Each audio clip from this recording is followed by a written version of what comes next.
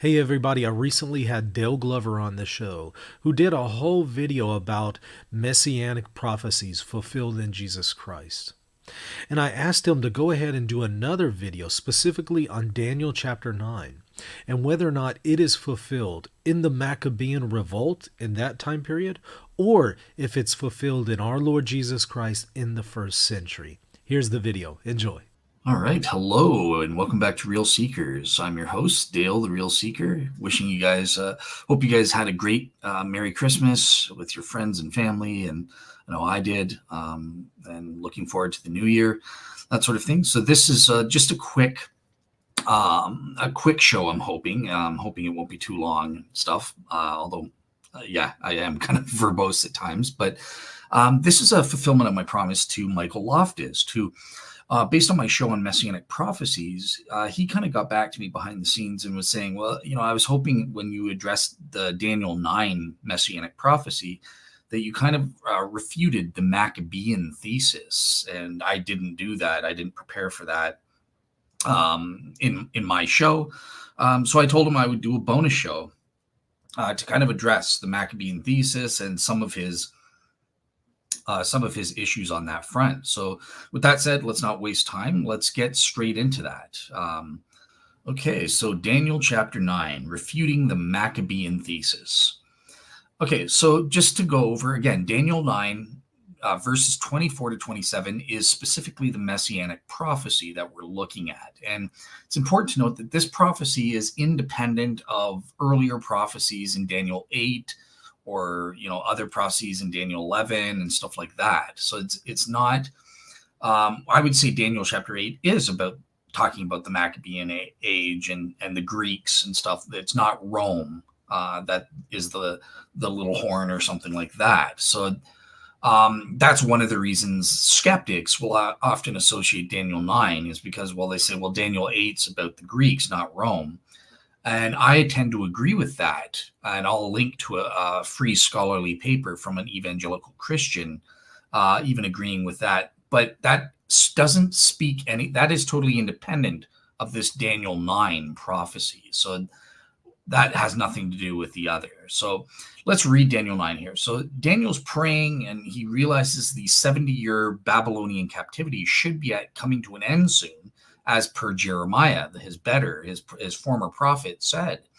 And so he's kind of grieving, and then the angel Gabriel shows up and gives him this prophecy, quote unquote, 70 weeks or 77s. That means a period of 7 years. Each week is a year with these prophetic sevens here. So 77s, 490 years are decreed about your people and your holy city to finish the transgression, to put an end to sin, and to atone for iniquity, to bring in everlasting righteousness, to seal both vision and prophet, and to anoint the most holy, or some people, and to anoint a most holy place in this translation. Know therefore and understand that from the going out of the word to restore and build Jerusalem until the coming of an anointed one, a prince, there shall be 7 weeks, 49 years. Then for 62 weeks, 434 years, I believe, Jerusalem shall be built again with squares and a moat, but in distress, in a troubled time. It'll be persecuted during this time.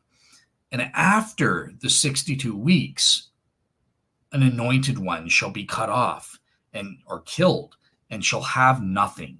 And the people of the prince who is to come shall destroy the city and the temple. Its end shall come with a flood, and to the end there shall be war. Desolations are decreed. And he shall make a strong covenant with many for 1 week, 7 years. And for half of the week, 3.5 years, he shall put an end to sacrifice and offering. And on the wing of abominations shall come one who makes desolate, until the decreed end is poured out on the desolator. So that's what the prophecy says. And we have these interesting periods. So what is it what is this Maccabean thesis that Loftus wants me to respond to? Michael provided this book. I'm not sure who this commentary is by, or if it's a skeptic or a Christian or something. But let's take a look at the commentary here. So he says, look, in chapter 9, verse 24, right up here. So the 70 weeks, the 490 years, this liberal Christian or skeptical voice who adopts the Maccabean thesis saying, just as Jeremiah's 70 years was an approximation, the 490 years here is not to be taken literally. It's just an approximation. Similarly, the distribution of the 3 weeks or the weeks periods in the following verses indicates only relative proportions of the total figure. So this is an interesting claim here that all these years, it's weeks of years, 490-year period from the going forth of this decree. This is all just approximations. We don't need to take this stuff literally. You're not supposed to be counting years according to this person here that made this commentary. So it's important to see in terms of the prophecies, though, it is eschatological and messianic, because this commentator admits that an expression used almost always of the temple or the altar, but he says, look, the author sees the definitive establishment of the kingdom of God, everlasting righteousness, realized in the reconsecration of the temple after Antiochus's desecration, or personified in the holy community, such as the Son of Man with Jesus and that sort of thing. So the Maccabean thesis here is this part about Antiochus Epiphanes IV of the Seleucid Empire, or Seleucid Empire, however you say it. These guys were brutal pagan Greeks, and they were in charge of the land of Israel of this time, and they were persecuting Jews who were religiously faithful to the Bible-believing Jews, and they were trying to Hellenize. This was the age of Hellenization, where Greek pagan culture was infecting or being assimilated all of the surrounding cultures. And this is the same in Jerusalem. Many Jews were becoming paganized or Hellenized, so to speak, to assimilated into Greek culture. And this offended a lot of Jews at the time. But it was Antiochus Epiphanes IV who this Hellenizing influence came to an end. And he put an abomination in the temple. Some people, I think it says later on what that was. It was a dedication, an inscription dedicating the temple to Zeus, that king of the pagan Greek gods. Obviously, this was for the religiously, biblically faithful Jews. This you can't do this. This is what led to the Maccabean revolt. But that's what it's talking about here, the Antiochus's desecration of the temple that took place in about 168 to 167 BC. Okay, so in terms of when this 490-year approximate period starts, in verse 25, from the utterance to be rebuilt, from the time of Jeremiah's prophecy.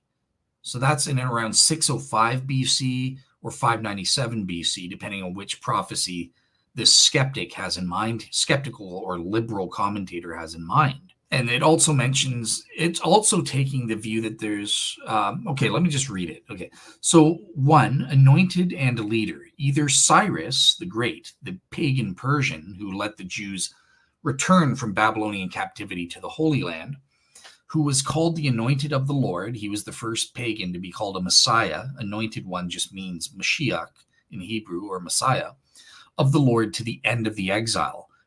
Or maybe it's the high priest Joshua, who presided over the rebuilding of the altar of sacrifice after the exile. The first period of the 7 weeks, this refers to 49 years, an approximation of the time of the exile. During 62 weeks, rebuilt.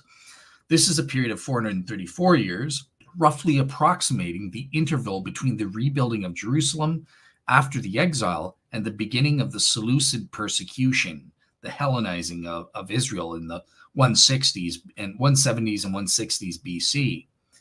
In terms of chapter 9, verse 26, this commentator says, and the anointed, the one that gets killed after the 7 and 62 week period, which is a period of 484 years, doubtless this is the high priest Onias III, who was murdered and killed in about 172 to 171 BC. This guy says 171.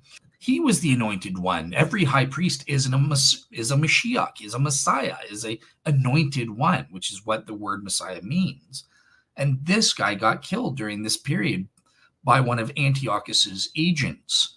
So this must be what this prophecy is saying, according to this liberal commentator. And it's from this which the author dates the beginning of the persecution, Onias's death. And interestingly, he says Onias was in exile when he was killed here. And who is this leader, this prince that killed him? Antiochus Epiphanes IV. And then finally, on verse 27, he gives his take 1 week. What does that mean? Well, the final phase of the period in view, the time of Antiochus's persecution, it is Antiochus himself who is this prince, this satanic guy destroying the temple and the city. And the many, who were they? Well, they were the faithless, Hellenized, paganized Jews who allied themselves with the heathen. And this corresponds with 1 Maccabees, chapter 1 there. Now, half of the week, how does he interpret that? He says, well, 3.5 years. See note, this is after 3.5 years, this is when the temple was desecrated by Antiochus from 167 to 165 BC. And probably the main in the main portal is where he put this idolatrous dedication to Zeus. And he explains the horrible abomination. Perhaps an inscription, here it is, was placed on the portal of the temple, dedicating the temple to the Olympian pagan god Zeus. So yeah, that's in a nutshell the Maccabean thesis. These are some of the claims that Michael Loftus wanted me to respond to. So let's just summarize the 4 main Maccabean thesis claims here in this text. 1, none of the 3 periods of time making up the 70 weeks or 77s are meant to be taken as literal, but merely relative proportions of the total figure, and with the total itself meant to be nothing but an approximation. And obviously this liberal or skeptical commentator is assuming, well, they obviously screwed up the dates. They just got them wrong because they're primitive barbarian Jews who can't count properly. So I guess that's kind of the implied assumption there. Secondly, the period following the 62 weeks period approximately corresponds with the beginning of the Seleucid persecution of the Jews under Antiochus IV, where he came to power starting in about 175 BC, and then the subsequent Maccabean revolt from between 167 to 160 BC. 3, the anointed one that gets killed after the 62-week period was doubtless the high priest Onias III, who was replaced by his brother Jason in 175 BC, and then was later killed in approximately 172 to 171 BC. And finally, we have this, the final week, which doesn't really, this final week claim, we don't really, I'll address it quickly, but it's not as important to what Michael Loftus wanted me to respond to.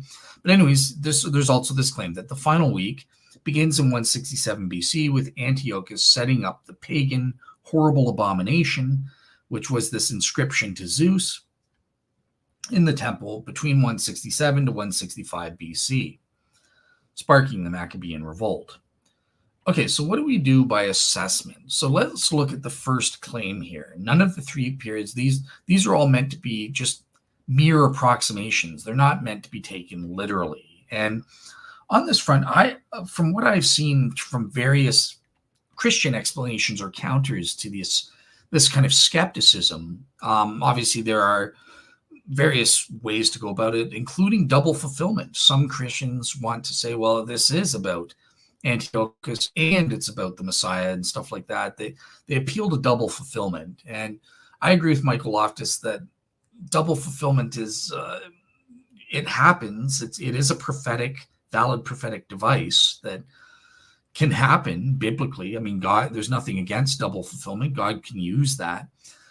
but it's not satisfying. So I think, we would want to look as Christians, is there a way to rule without appeal to double fulfillment to solve this? And the best that I've seen against this claim that the things are just metaphorical approximations and instead they're literal, these years are meant to be literal, is an argument that I found from an evangelical Protestant biblical scholar and archaeologist. And he argues that, well, look, these 77s are meant to be interpreted in light of the context of the sabbatical year observance principle in the Bible. So look at 2 Chronicles chapter 36, verses 19 to 23.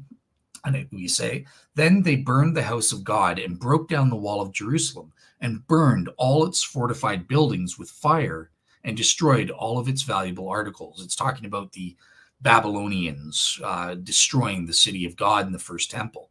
Those who had escaped from the sword, he carried away to Babylon, Nebuchadnezzar did.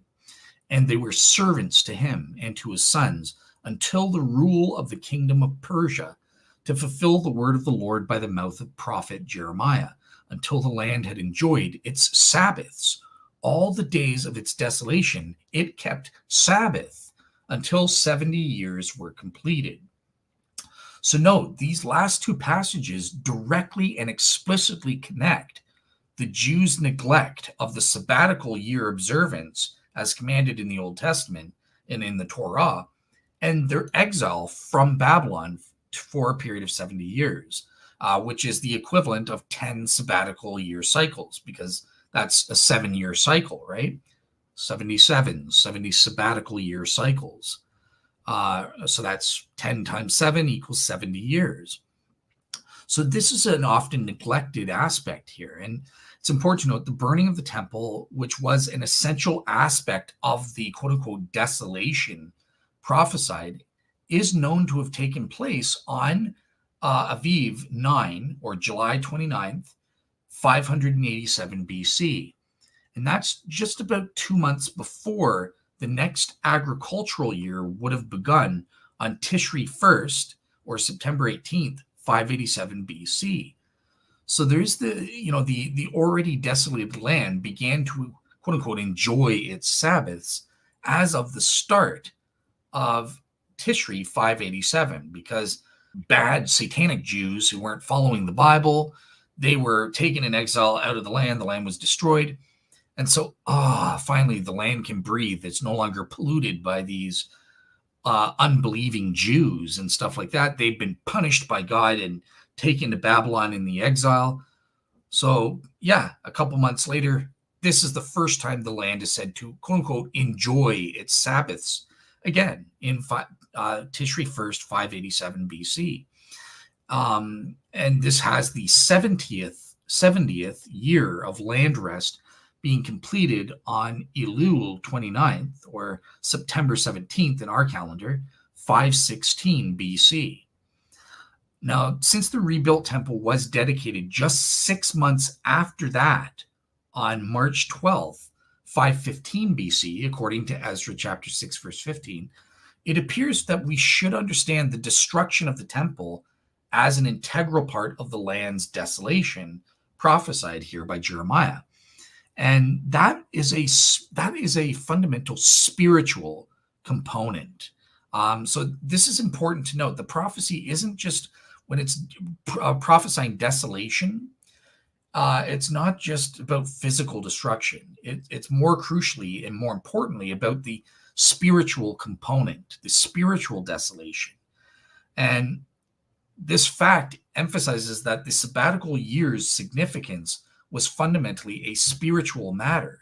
It was a sign of the people keeping a covenant, their Old Testament Abrahamic covenant and Moses' covenant with God. So these are fundamentally linked. But it's important to note that because it could have theoretically started here, we know biblically and historically it didn't start here. The Jews didn't start observing the sabbatical year cycle until later on. So it didn't resume on Tishri 1st, 515 BC. It waited for a little bit later. And that's what the evidence indicates in terms of the counting of sabbatical year cycles didn't resume until after Ezra's return to the Holy Land. Just because the people really hadn't yet returned in a spiritual sense. The land hadn't been restored as per Daniel 9. So there had to be both the physical and the spiritual return in order for the desolation to be fully lifted. And this is a fundamental aspect, this key here about the spiritual restoring of Daniel chapter 9, verse 25, and how that was delayed after the 70-year period. Another matter which must be taken into consideration is that sabbatical years of the post-exilic period had to be reset.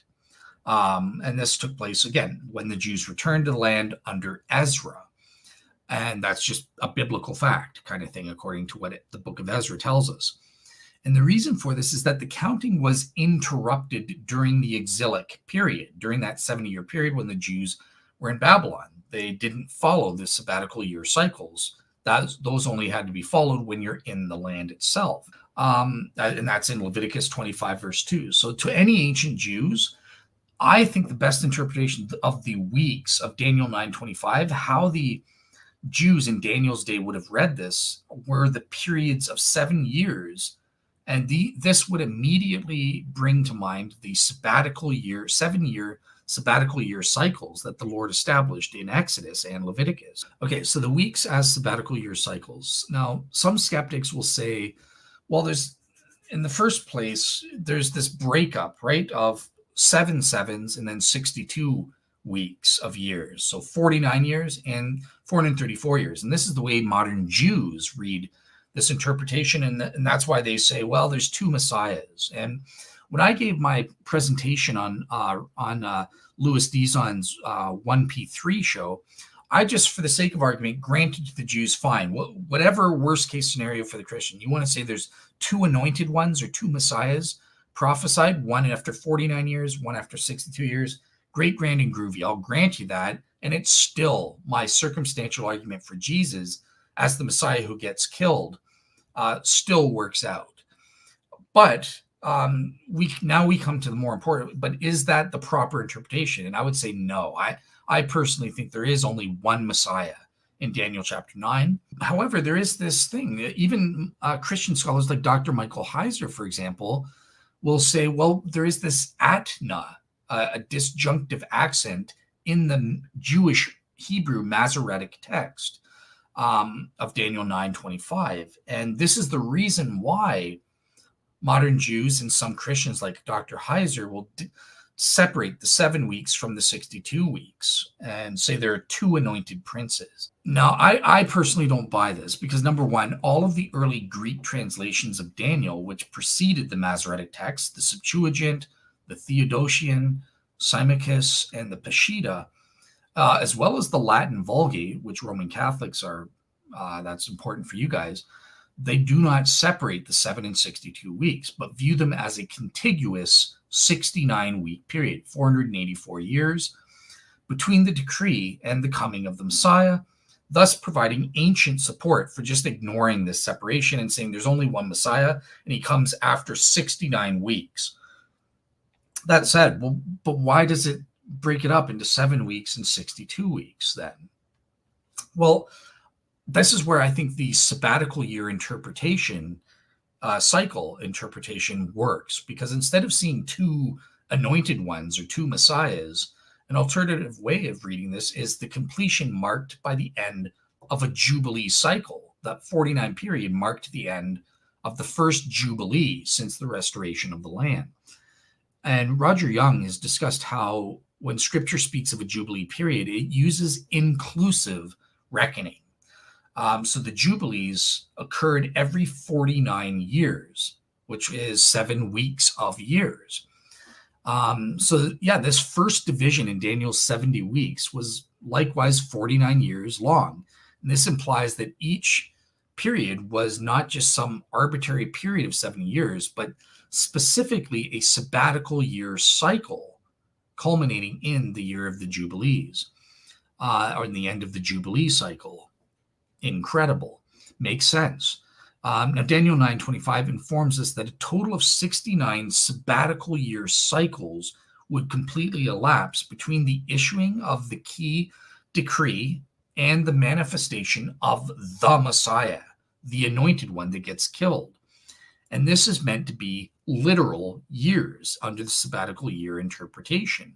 So it was 483 literal years, not prophetic years of 360-day calendar. That and in the article in the paper that I'll include on some of my sources on my blog for the show, there are various ways of interpreting. Well, what is a year? Is it a literal 365-day year or not? And I always said that I go for the literal 365-year cycle, and that is what the consistent with the sabbatical year cycle interpretation of these things. And in fact, we are supposed to get literal starts and end dates, which I'll get to in a moment, and you'll find amazing as a Christian.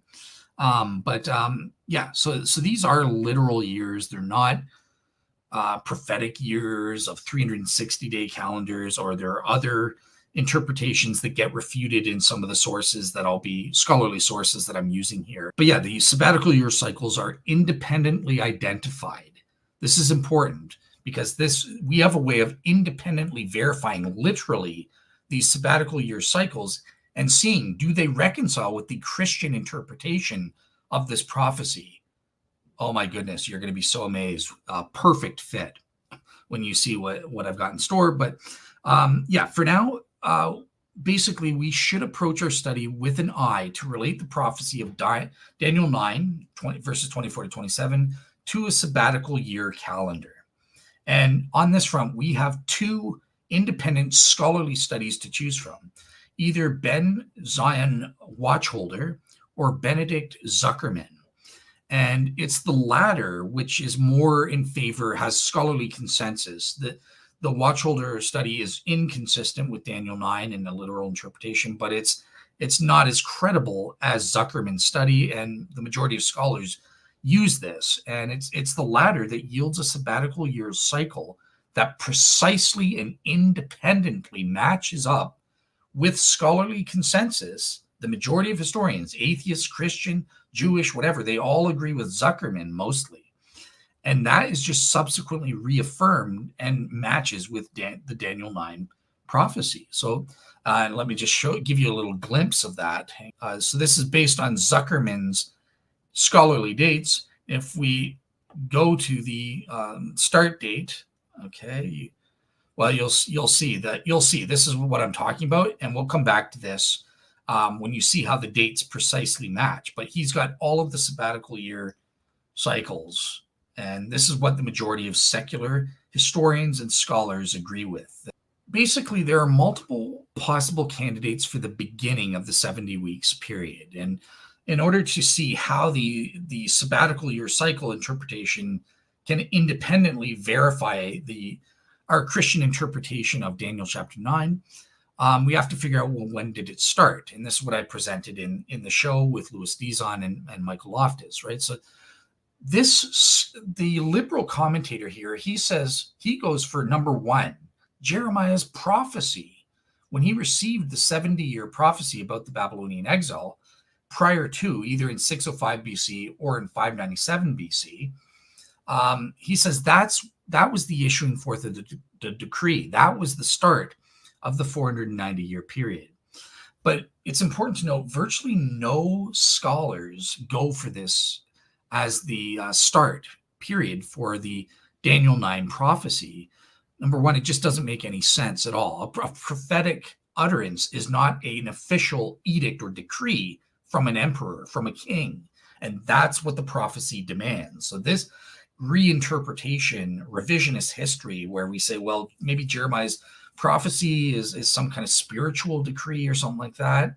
That's not what the Daniel 9 has in mind. It is a literal earthly kingly decree that is being prophesied here, that is being spoken of in this Daniel 9 prophecy. So this right away is a failure.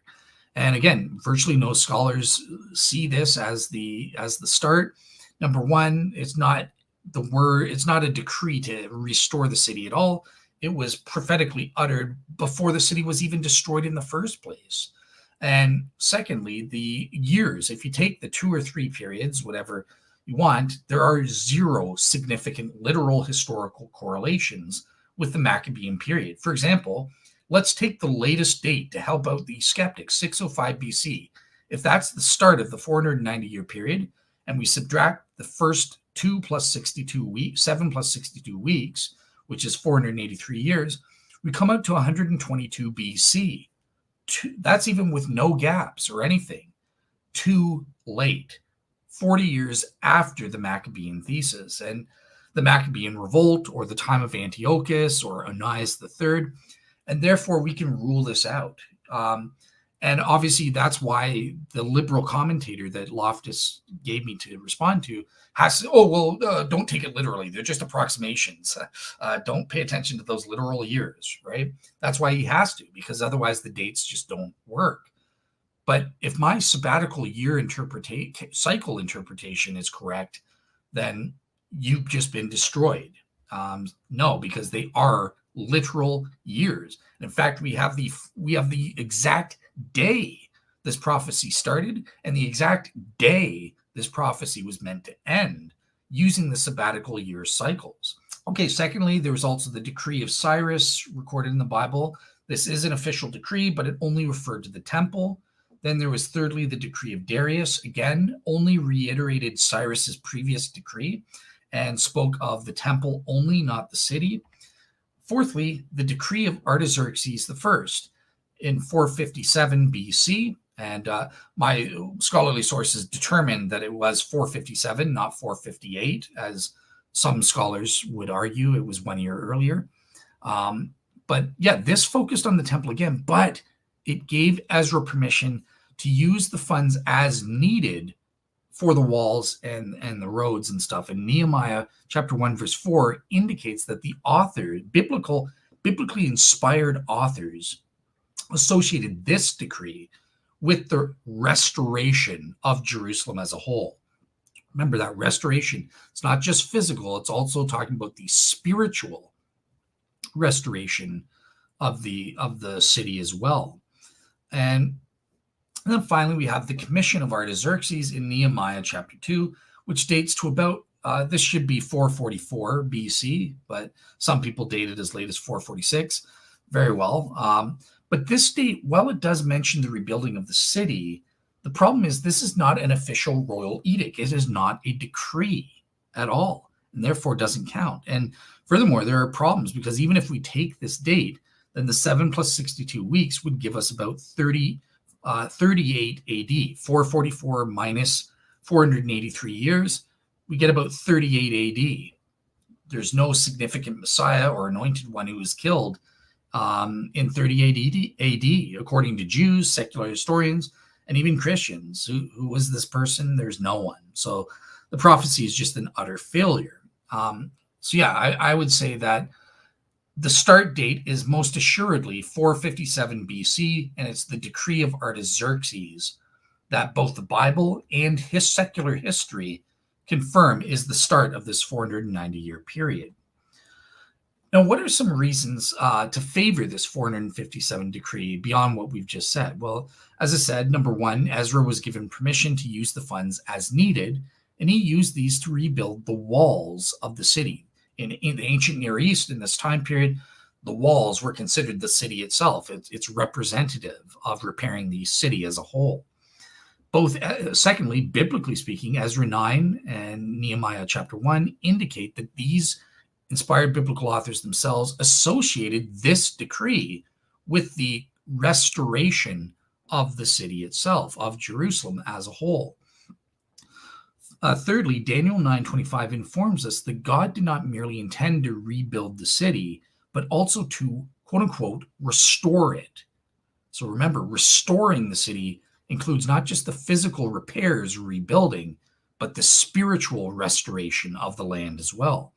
So therefore, we must include the arrival of Ezra to Jerusalem and the initiation of his religious reforms as an integral part of the going forth of the decree. So yeah, the restoring is mentioned before the rebuilding, implying it was the more important consideration, and thus Ezra's arrival, accompanied by a full complement of Levites and temple servants, who brought, according to the Bible, in-depth knowledge of the law and had royal authorization from Artaxerxes the Achaemenid Persian emperor or king of kings, to both teach and enforce the law of Moses, the Torah. That was what allowed the true restoration of the city and its people to take place. And there's an interesting biblical connection. If we look at the prophet Isaiah, chapter 1, verse 26, it actually addresses what Daniel 9:25 is referring to when it speaks of the quote-unquote restoration of the city. It has a specific reference to the implementation of the magisterial reforms of Ezra when he returned to the city, and he returned the city to the precepts of God, the law of Moses. And the passage in Isaiah 1:26 is a prophecy of what Ezra would do, therefore connecting this initiation of the 490 years to the spiritual restoration of that Ezra brought to the land. So yeah, Isaiah 1:26 says, "Then I will restore your judges as at the first, and your counselors as at the beginning. After that, you will be called the city of righteousness, a faithful city, restored city, in other words." And the context of this passage is the situation just before the Babylonian captivity. So yeah, as the ESV Study Bible notes, quote unquote, the prophet looks forward to a cleansed people after the historical judgment of the Babylonian exile, restored to its mission, not just physically, but to its spiritual mission as being a light to the Gentiles. And it promises the Lord's judgment on the nation, that their dross and alloy, their sinful compromises with the surrounding nations, will finally be removed. Once this is done, God promises to restore, but it's the same word, that's the same word, shuab, for restore in Isaiah 1:26 that is used in Daniel 9:25. Incredible. So yeah, and speaking also their judges as at the first and their counselors as at the beginning. Well, this is exactly what God did when he brought Ezra, who set up magistrates teaching and enforcing the law of Moses. Okay, so I think this is a powerful connection. I think this argument from the spiritual restoration does really favor the 457 decree as the start of this 490-year period. Plus, there's a bonus for Christians, because if we use this as the starting date, well, 483 years, literally as sabbatical year cycles, we get 457 BC, the issuing of the decree from Artaxerxes, minus 483 years equals 26 AD. But remember, there is no year zero, so we have to add one. So it's actually 27 AD, the very same year the Gospels say Jesus the Messiah started his ministry. If you're a Christian, you're going, ding, ding, ding, this has got to be it. But as we'll see with the sabbatical year cycles, it gets even more amazing than this. We can go further than just the year. Okay, so going on with the sabbatical years interpretation. So it's important to note we cannot begin counting multiples of 7 years, beginning from whatever date Artaxerxes may have first published his decree, because agricultural years were always reckoned as beginning in the fall month of Tishri. So therefore, the counting must commence with Tishri first of the same year. So it means the cycles started on a specific day, Tishri 1st, 457 BC, because that's the sabbatical year cycle start date. The agricultural-based year started and got underway. And so that means that the first year, the first sabbatical year cycle, was completed on Tishri 1st, 456 BC. And then we can count the sabbatical year cycles as completed after that. So, because remember, it's not like, oh, the land is enjoying its sabbatical year restoration on 457. No, it takes that 1 year to bring it up to completion. So that first full year ends Tishri 1st, 456 BC. Yeah, the high priest prior to Ezra's return or arrival, they mostly paid attention to getting the temple rebuilt and reinstituting temple-based sacrifices. That was what was most important to them. So they weren't following the sabbatical year or agricultural year cycle, and they weren't observing every seventh year, giving the land a rest. It was only after Ezra, the priest and scribe, came and began to teach and admonish the people that full obedience to all of the law of Moses was once again required and insisted upon. So yeah, I think the most important thing, since the count of the sabbatical year observance was always incremented at the fall month of Tishri, which is around September to October, and since Ezra arrived in Jerusalem 2 months prior to Tishri 1st, 457 BC, it makes most sense that that was the date, the earliest possible date for the resumption of the sabbatical year cycle in the Holy Land and the resuming of the counting of these things. It doesn't make sense that Ezra would wait a full year to implement the sabbatical year cycles. He would get it started right away. So from this, we can actually tentatively conclude that the sabbatical year counting in the post-exilic period began on Tishri 1st, 457 BC. This specific day was the start of the 490-year cycle. Incredible. So yeah, just and like I said, we can actually confirm this using Zuckerman's pattern. Going back to the table, you see everything lines up here with Zuckerman here. Here are the cycles. Look at this. Bada boom, bada bing. 457 BC matches up perfectly, going all the way down to the time of the Messiah with these sabbatical year cycles. 27 AD, time of Jesus. Perfect, amazing, incredible. So yeah, I think this sabbatical year interpretation is the way to go, and we can get specific days. It's incredible. And using Zuckerman's patterns, we find that the final year of the 69 weeks, the 7 plus 62 weeks of years, spans from Tishri 1st, or September 30th, 26 AD, all the way through Elul 29th, September 19th of 27 AD. So therefore, the prophecy of Daniel's 70 weeks informs us that the Messiah could not be manifested until Tishri 1st, the Feast of Trumpets, 27 AD at the earliest, because he is said not to come until the 7 plus 62 weeks is completed. Okay, so let's continue on here. So in terms of the second question issue here in this commentary, it's important to note that the word until is emphasized above because it is critically important to a correct understanding of what Daniel's saying in verse 26 and 27. So remember, it says in chapter 9, verse 25, that from the issuing of the proper decree until, meaning up until the time of the manifestation. In Greek, it's phanerou. In John 1:31, for example, the manifestation or coming of the Anointed One.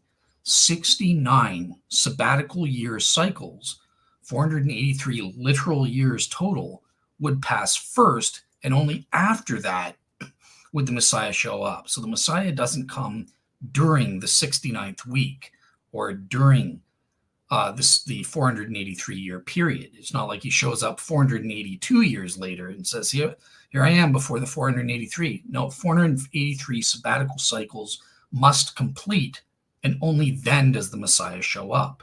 That's what this prophecy is saying. So the Messiah, the Anointed One, he is cut off or crucified, as we know with Jesus, sometime during the interregnum after Daniel's 69th year sabbatical year cycle concludes. There, as we'll see in a bit, there has to be some gaps, because think about it.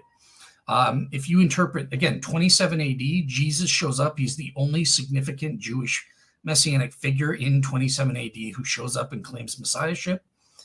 But he's killed in 30 AD. And the city, Jerusalem, isn't destroyed until 70 AD, 40 years later. So obviously there has to be a gap, some gap years in between these two periods, the 69 weeks and the 70th week. There has to be a gap, or else you have to just say there's a Bible prophecy error. It's important to note that when it says the prince who is to come and destroy the city in Jerusalem, okay, that uses the word he to describe that part. But then it says the one, it switches from he to the one who makes desolate. And although it is grammatically possible that this person is the same as the prince to come, the fact that the reference changes from he to one might imply that someone else is in view. And perhaps it's talking about the false prophet. If you take a future view, false prophet who's introduced after the Antichrist in Revelation chapter 13, verse 11. It doesn't necessarily have to be talking about the same person who destroyed the temple in Jerusalem in 70 AD, who was Titus, the Roman general Titus, the son of the Emperor Vespasian. That's what I wanted you to get here is, look, there's a gap period after the 69 weeks. There has to be. And the Messiah or the Anointed One is not killed until after the full completion. 69 full sabbatical year cycles have to commence. And we know that's on Tishri 1st, 27 AD. And that's when the Messiah, only after that does the Messiah show up. Coincidentally, that's when Jesus shows up and gets baptized by John and is declared the Son of the Messiah, one might want to say.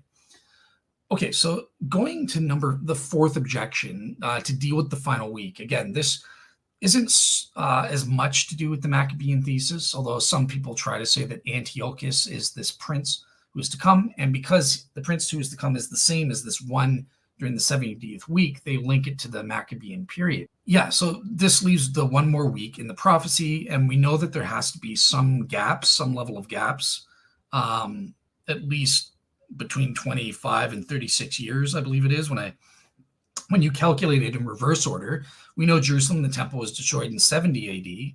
Well, if you subtract 1 week, or 1 week of years, we arrive at 63 AD. 63 AD minus 483 years. Again, remembering there's no zero AD year. That gets us to 421 BC. That's too late. There are no decrees, and we know that the decrees started in 457 BC. So there has to be at least 25 to 36 years of a gap, at least, or more, involved in interpreting this prophecy. What does it say during this final week? Desolations are included in this period as well. Now, by analogy with the desolations following the Babylonian exile that we learned about in Isaiah and Jeremiah, these did not end until after the temple was rebuilt by Zerubbabel. And it can be argued that in our own day, the land of Israel remains in a state of desolation because many Jews are still scattered in the diaspora among the nations, the Goyim, the Gentiles.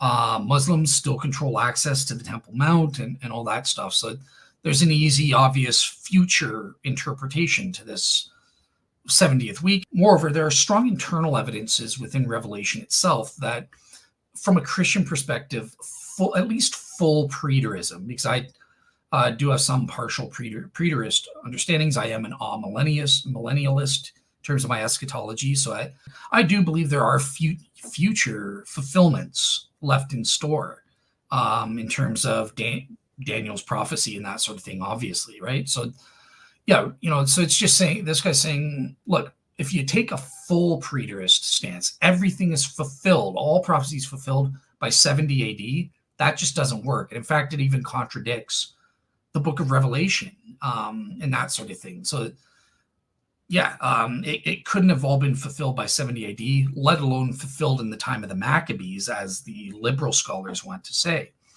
For example, John declares that Revelation was both a vision and a prophecy in the book. But Daniel 9:24 says the purpose of, or one of the main purposes of the 70 weeks is to seal up vision and prophecy. So obviously prophecy and visions were still happening in the 90s AD when John wrote the book of Revelation, according to most biblical scholars. So yeah, I think a little bit of reflection shows that the exegesis of Daniel 9 here is in fact correct. The sabbatical year cycles is what's in view. There's no gap or separation with the first 69 weeks. The 7 years and the 62 weeks are one 69-week period, or a period of 483 years. Then the Messiah after that will show up in 27 AD and manifest himself and be killed. And after that, the temple will be destroyed by the prince who is to come, and the city destroyed. And then there would be the final 7-year period at some point. Okay, so there's the most important objection. Remember, they said who is this Messiah that would be cut off and killed after the 69-week period? Well, according to these liberal scholars in the commentary, the Anointed One is none other than the high priest Onias III, who was killed in 172 or 171 BC by Antiochus Epiphanes and his agents. So basically, I would just say, number one, we can absolutely rule this out just based on the timing. Look, if we take 605 BC, the latest possible date, minus 483 years for the start of the 490-year period, minus 483 years, which is the 7 plus 62 weeks of years period. Unfortunately, we come out to 122 BC, way after, 40, 50 years after Onias was killed. The timing just doesn't work. And as we saw, the weeks of years are meant to be interpreted literally as sabbatical year cycles, starting Tishri 1st to Tishri 1st of the each 7-year cycle before they start again. But we can also rule out Antiochus Epiphanes as the prince who is to come, and Onias III as this Messiah that gets killed for various other reasons. For example, the connection with Isaiah 40. Remember, Isaiah 40 is the start of the 4 servant songs and the most important messianic prophecy in the world, Isaiah 53, that really speaks to it being Jesus clearly. But in Isaiah 40, this is the prediction of the coming of the Lord in judgment and the kingdom to take away Israel's sin. And this is clearly messianic, the voice of the one crying in the wilderness. Who's that? Remember, John the Baptist. That's what the New Testament tells us, where Jesus applies this to John as being that voice crying in the wilderness, ushering in the Messiah's arrival and the kingdom of God's everlasting righteous kingdom being brought in, but preceded by the Messiah taking away Israel's sin at the coming of the Lord in judgment. And we also have the time of the judgment of Jerusalem.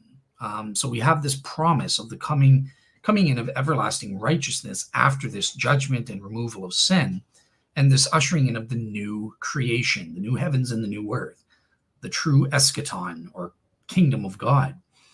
So if Isaiah 40 is the background, and most biblical scholars, atheist, skeptic, doesn't matter, they agree Isaiah 40 is indeed the background for Daniel chapter 9.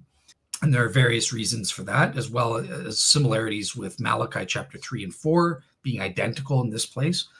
But since Isaiah 40 foretold the ministry of John preceding the 70 AD coming of Christ in judgment and the taking away of Israel's sin, it must be true that Daniel 9 foretold that same day of salvation is referring to the same day of the Lord that Isaiah 40 is talking about, which talks about this taking away of Israel's sin. Yeah, I think that this fits Jesus. This does not fit, as we'll see, Onias III in any way. He doesn't take away Israel's sin, as we'll see, and he doesn't bring in or usher in everlasting righteousness. Quite the opposite, in fact. But secondly, Onias III as the Anointed One doesn't work because it's claimed that the high priest at the time, Onias III, who was killed, fulfills this. But number one, he was murdered in 172 or 171 BC. So just historically speaking, and chronologically speaking, look, he fled Jerusalem. He was no longer the high priest. He was replaced by his brother Jason, who was an evil high priest, and by Antiochus in 175 BC. And then he fled Jerusalem to escape the wrath of Antiochus, and he died in exile outside of Jerusalem. Even Loftus's skeptical source admits this. If we go back quickly to take a look at that, even right here, the high priest Onias III murdered in 171 BC, from which the author dates the beginning of the persecution. Onias was in exile when he was killed. So even this liberal commentator is admitting the historical facts, and that unfortunately rules him out entirely as being a proper candidate for the fulfillment of this verse. Yeah, the high priest, it's too late. I mean, he also, Onias III did not rededicate the temple after its defilement by Antiochus in 168. Again, 168 BC, the prince was going to defile the temple and that sort of thing. But the Messiah, Onias III, was already dead by that point. He died a full 3 years before Antiochus even defiled the temple. So how did Onias III in his death usher in everlasting righteousness or take away the sins of Israel? Chronologically and historically speaking, it just doesn't work. He can't be the anointed one. He didn't accomplish the taking away of Israel's sins through his actions. He did not make atonement. He did not establish everlasting righteousness. And he didn't anoint the most holy place in any single way. Now, it has to be admitted, Onias was probably the last good high priest, right? He was certainly respected for resisting the pagans and the Hellenizing influences of Antiochus and that sort of thing, and preserving respect for the Bible and God's laws and ways. He was also resisting the plundering of God's temple's treasures by, the king Seleucus Philopator, the predecessor to Antiochus. But the fact remains, he was not the priest that was in charge of the temple after its desecration by Antiochus. And so it's just anachronistic to suggest that he was the one that made the atonement or took away the sin and made the reconciliation, let alone brought in everlasting righteousness that we didn't. We had the Romans going after Israel. So, yeah, the kingdom of God was not ushered in the Maccabean period. It would be obviously a false prophecy, and no one would have considered Daniel. They would have considered Daniel a false prophet if this was the case. And again, because this happened, Onias was murdered a full 3 to 4 years before Antiochus defiled the temple.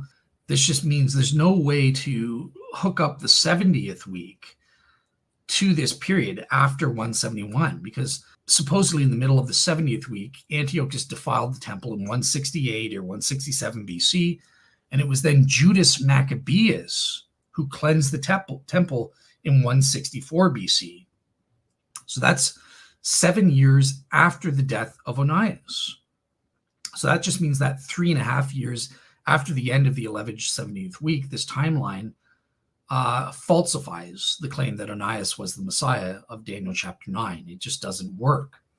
But the one thing I also wanted to mention here is it also doesn't work because the people of Jerusalem, they didn't kill Onias III, as this prophecy suggests. It wasn't the people. The attack and the desolation of the temple was not God's punishment for the Antiochus killing Onias. And Menelaus, who was the high priest that killed Onias, being an agent of Antiochus, but he did so as a pawn of Antiochus. And this Menelaus himself did not die until approximately 161 BC. So he wasn't punished according to this prophecy in the time frame that he was supposed to after that 3.5 weeks. So yeah, once again, the attack on Jerusalem was not the avenging of the blood of Onias, since the one guilty of that crime, neither Antiochus nor Menelaus, were slain in that attack. But in Daniel 9, it is the city that is being destroyed for killing the anointed Messiah. Jerusalem didn't kill Onias III. They did kill Jesus. The scribes and Pharisees, the leaders, the corrupt hypocrites in charge, they were the ones who killed Jesus. Perfect fit with Daniel 9. Onias III is not a perfect fit. Also, in terms of the elements of atonement, taking away sin, etc., here's the important thing about why it's important. Onias was in exile. He was not in the holy city. He was not in the temple. He was not serving as a high priest when he died. And that's a major problem, because these tasks are distinctively and exclusively the cultic and liturgical work of the high priest in the temple in Jerusalem. You cannot perform it anywhere else in the entire world. It has to be temple, Jerusalem, or else it doesn't work. And this is what the biblical requirements are. So Onias couldn't do it from exile. He couldn't perform these tasks from exile through his death or anywhere or any other means. And we know it wasn't any other high priest that followed Onias, because Menelaus was the man who murdered Onias. He was a corrupt, evil, sinful, and satanic man. He was not a biblical follower of God. And it couldn't have been his henchman. So, yeah, because he purchased the high priesthood through bribery from Antiochus there and killed Onias, He did not, and biblically speaking, could not establish everlasting righteousness, nor did he or could he make atonement and take away the sins of Israel, because he was totally corrupt himself. Also, Daniel 9:24 foretold the coming world of everlasting righteousness, and this must be seen as a prediction of the long anticipated Messianic kingdom, as we saw with its link to Isaiah. It comes in its fullest sense. Now, was everlasting righteousness in its fullest messianic sense brought in with the death of Onias? No. In fact, the Maccabean revolt was all about bringing in the old covenant, not a new covenant, like Jeremiah says the Messiah is supposed to do. Again, this is another reason to rule out Onias's death as being the anointed one's death in Daniel 9. It didn't bring in a new covenant. It just reestablished the old covenant. And also, it's interesting to note that in the late Second Temple period, there was the belief that the high priestly office had been so defiled, contaminated, and degraded for so long that there were no qualified high priests. And therefore, the entire temple cultus was totally defiled. Now, again, I can't prove that's a majority belief at this time. It's definitely among the Essenes in the 1st century AD, but there was this widespread belief in the late Second Temple period about the high priestly line from Onias onward, and saying that, look, they were all just defiled and corrupt. None of them could make the atonement or bring an end to the everlasting sins. Sounds like they needed a priest from the order of Melchizedek, Jesus Christ. That's the only way they could take away the sins of Israel, according to this belief. Also, we have in Isaiah 65, the old creation is destroyed, along with the people that spurned Lord's gracious calling to repentance and obedience. Now, as a result of that rebellion, Israel would fill the measure of her sin.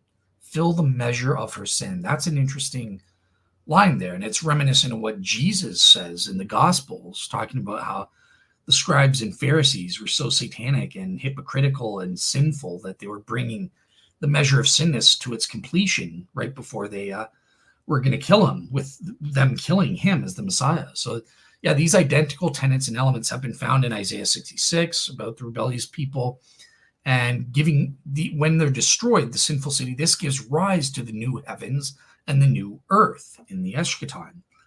So this seems to be what the text of Daniel demanded. It can't be fulfilled in terms of everlasting righteousness. It can't be established by any restoration of the old covenant temple, which is at best what Onias contributed to or advocated to and was martyred for. It has ineffective sacrifices, and the revival of Torah observance does nothing. These are just tutors and stuff like that. So, yeah, Onias is not bringing in a new covenant and bringing the laws of Moses to dwell in our hearts, within us, spiritually in any way.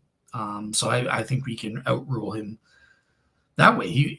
Onias III, as well as every other high priest, they just couldn't. They were disqualified automatically, and biblically speaking, they didn't and couldn't bring in the new heavens and the new earth by trying to reestablish the Old Testament or the old Moses law and that sort of thing.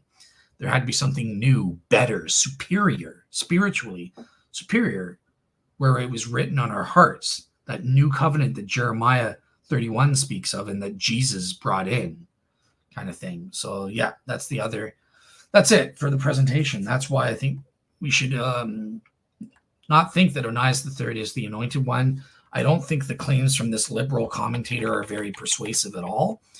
And I think there's something interesting here with the sabbatical years that that interpretation makes a lot of sense to me. That's why I wanted to present that view. And I will include links to the more in-depth scholarly level sources, so you can get more details about how exactly that works, how that interpretation is argued for. I've just provided a very quick snippet here for you guys. But look, in terms of the claims of the skeptics here, the 4 claims, the 3 periods are literal 365-day years, weeks of years. So it's a 490-year period, and we can know the exact date it started and the exact date it ended in terms of the 69 weeks. At least we know there was a gap between there's a gap of some sort, at least 25 to 36 years or more between the 69th completion of the 69th week and the start of the 70th week, during which time the anointed one or the Messiah would be killed and the city and the temple of Jerusalem would be destroyed, both of which happened amazing after the 69th week. These were literal sabbatical year cycles and that sort of thing, confirmed independently by Zuckerman and his scholarly work on the sabbatical year cycles and that sort of thing. Fits perfectly with the Christian interpretation of Jesus as the Messiah. Totally doesn't work at all with Onias III as the supposed anointed one during and just prior to the Maccabean revolt. I think that a lot of the things in the 70th week have to happen in the future, but there is zero way to make that consistent with Onias III or with what was going on with Antiochus IV in the Seleucid Empire during the time of the Maccabees in 175 to 160 BC. There's no correlation, and the dates just hopelessly do not match up. Whereas we have independent, the Jesus Christians have independent attestation through the sabbatical year cycles to find the precise start and precise ending date of the 69-week period before the Messiah would have to show up. Yeah, but that's it. All right, have a happy week and happy New Year to everybody. And by the way, I just want to remind you, make sure to hit that like button and especially the subscribe button. Help me grow this channel so I can reach more people with the content that you appreciate and enjoy from Reason and Theology. Are you a Catholic thinking about converting to Eastern Orthodoxy? Or are you a Protestant discerning whether or not to become Catholic or Eastern Orthodox? If so, I have the book just for you. It's called Answering Orthodoxy. It engages all of the arguments that Eastern Orthodox use against the Catholic Church. I respond to all of them. I show that they are in error, and in fact, they're inconsistent, because the things that Orthodox are objecting to are in fact found in their own tradition. So the fullness of the faith can only be found in the Catholic Church. Check out the book right now at shop.catholic.com for your